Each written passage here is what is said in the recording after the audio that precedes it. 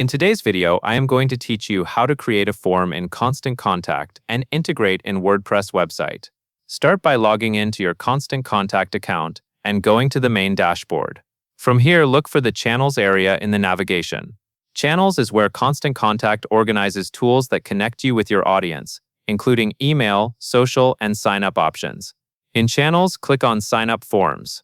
This section is where you can create forms that collect new subscribers and send them directly into your email marketing lists.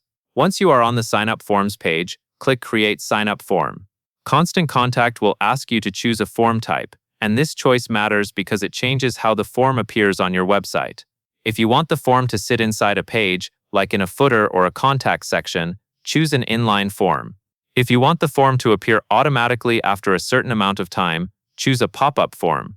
Pick the option that best fits how you want visitors to see the sign-up invitation. Next, customize the form.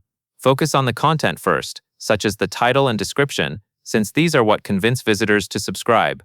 Keep your message clear and specific so people understand what they are signing up for. Then review the fields. Only include fields you truly need, because shorter forms are usually completed more often. After that, move to the settings.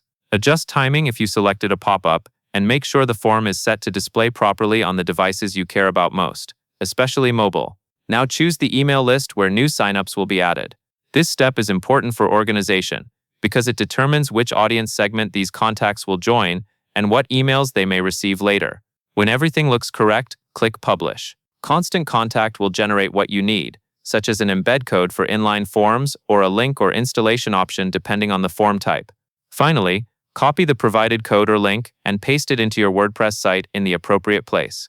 Use the area where your page or widget accepts custom code, then save or update your changes so the form appears live. And that covers everything you need to know.